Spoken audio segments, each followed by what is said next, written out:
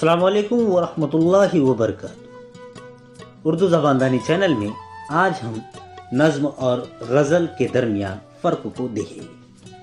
سب سے پہلے اگر آپ نے میرے چینل کو سبسکرائب نہیں کیا ہے تو میرے چینل کو سبسکرائب ضرور کیجیے، لائک کیجیے، شیئر کیجیے، کمنٹس کیجیے۔ نظم اور غزل کے درمیان فرق۔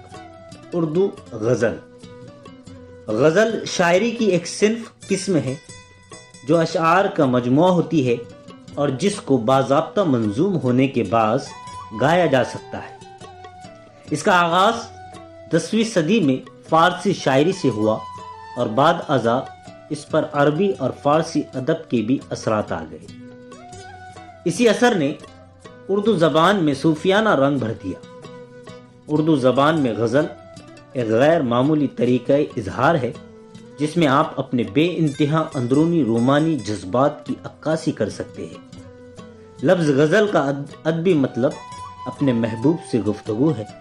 تاریخ الفاظ کی روح سے یہ بھی عربی زبان کے لفظ غزال سے بنا ہے جس کے معنی ہرن کے ہے، جو ایک خوبصورت معصوم جانور ہے۔ عام فہم زبان میں غزل ایک ایسی پابند منظوم صنف ہے جس میں 7، 9 یا درجن بھر یکساں وزن اور بحر کے جملوں کے جوڑے ہوں۔ اس کا آغاز جس جوڑے سے ہوتا ہے وہ مطلع کہلاتا ہے اور اختتام کے کوڑے کو مقطع کہتے ہیں، جس میں شاعر اپنا تخلص یا نام بھی استعمال کرتے ہیں۔ تمام جوڑے اور ہر جوڑے کے ہر انفرادی جملے کا یکساں دراز ہونا لازم ہوتا ہے۔ پابند جملے کے یہ جوڑے شعر کہلاتے ہیں اور زبان اردو میں شعر کی جمع اشعار کہلاتی ہے۔ غزل کے بنیادی نظریے اور تعریف کے مطابق اس کا ہر شعر اپنی جگہ ایک آزاد اور مکمل منظوم معنی رکھتا ہے۔ کسی بھی شعر کے خیال کا اس سے اگلے شعر میں تسلسل ضروری نہیں ہوتا۔ ایک غزل کے اشعار کے درمیان مرکزی یکسانیت، کچھ الفاظ کے صوتی تاثر یا چند الفاظ کا ہر شعر کے دوسرے مصرعے میں تکرار سے ہوتا ہے۔ اس سے ہٹ کر بھی کسی غزل کے ایک سے زیادہ اشعار کسی ایک ہی خیال کو مرکزی ظاہر کر سکتے ہیں، لیکن ہر شعر اپنی جگہ منظوم قواعد و ضوابط کا پابند ہونا چاہیے۔ جن غزلوں میں ایک سے زائد اشعار ایک ہی مرکزی خیال لیے ہوتے ہیں ان کو نظم یا نظم نما غزل بھی کہا جا سکتا ہے، کیونکہ اردو زبان میں لفظ نظم کا واضح مطلب جملوں کے اختتام پر وزن اور صوتی اثر کا یکساں ہونا ہے۔ غزل کے ہر شعر کے دوسرے مصرعے میں آخری 1، 2 یا زیادہ سے زیادہ 3 الفاظ پوری غزل کا توازن برقرار رکھتے ہیں اور غزل کے مطلع کا پہلا مصرع بھی انہی الفاظ پر ختم ہونا چاہیے۔ اسے غزل کا ردیف کہتے ہیں۔ ردیف سے پہلے کا لفظ منظوم ہونا ضروری ہے جو قافیہ کہلاتا ہے۔ یہ اردو غزل کی ایک بنیادی ضرورت ہے۔ اردو نظم کی خوبصورتی سے واقفیت ہونے کے لیے ضروری ہے کہ پڑھنے والا غزل اور نظم کا تقابلی تجزیہ کر سکتا ہو، کیونکہ دونوں اصناف میں بہت سی قدریں مشترک بھی ہے اور کہیں کہیں ان میں مماثلت اتنی بڑھ جاتی ہے کہ فرق کی باریک لکیر کو دیکھنے کے لیے بہت غور کرنا پڑتا ہے۔ اس کے باوجود یہ دونوں اصناف اپنی اپنی جگہ منفرد اور آزاد حیثیت بھی رکھتی ہیں۔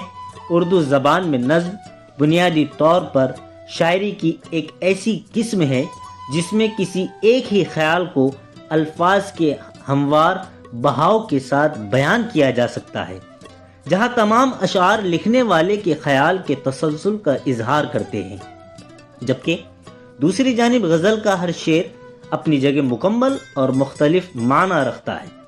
اگر وسیع پیمانے پر دیکھا جائے تو نظم اردو شاعری کی ان تمام اقسام کی نمائندگی کرتی ہے جن کو کسی اور تعریف کے ذریعے بیان نہیں کیا جا سکتا، لیکن ادبی نقطۂ نظر سے نظم شاعری کی ایک بہت منظوم اور منطقی لحاظ سے غیر محسوس طور پر ٹھوس صنف ہے جس میں شاعری کا مرکزی خیال ایک ہوتا ہے۔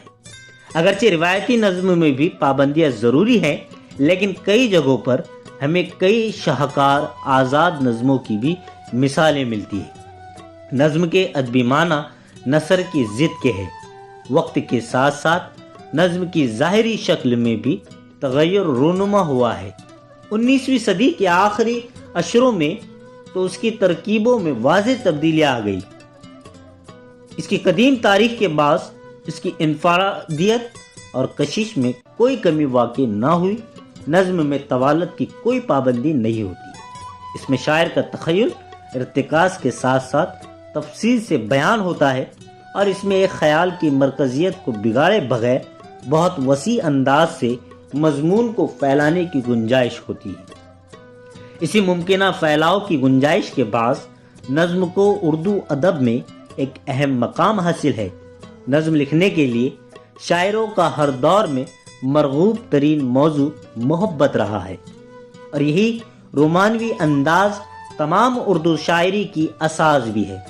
نظم کے ذریعے محبت کی خوبصورتی کو بہت باوقار، سادہ اور نازک انداز میں پیش کیا جاتا ہے، بلکہ نہ صرف محبت بلکہ فطرت کا حسن، غم خوشی، زندگی کی چمک و موت کا درد، ہر موضوع کے لیے نظم ایک بہترین ذریعہ اظہار ہے، جس میں اس موضوع کے معنی اور مفہوم کو ذہن میں رکھ کر طویل بات کی جا سکتی ہے۔ بیشتر مقام پر نظم کا مرکزی خیال قاری کو افسانوی دنیا کے بجائے موضوع کی ایک منطقی اور ٹھوس وضاحتی تصویر فراہم کرتا ہے۔ نظم غزل کے مقابلے میں زیادہ حقیقی طریقہ اظہار ہے، جبکہ غزل عام طور پر قاری کو محض افسانوی سرابوں کا شکار بناتی ہے۔ یہ تھا غزل اور نظم کے درمیان فرق۔ اگر آپ کو میری ویڈیو اچھی لگی تو اسے زیادہ سے زیادہ سبسکرائب کر کے شیئر کیجیے۔ اللہ حافظ۔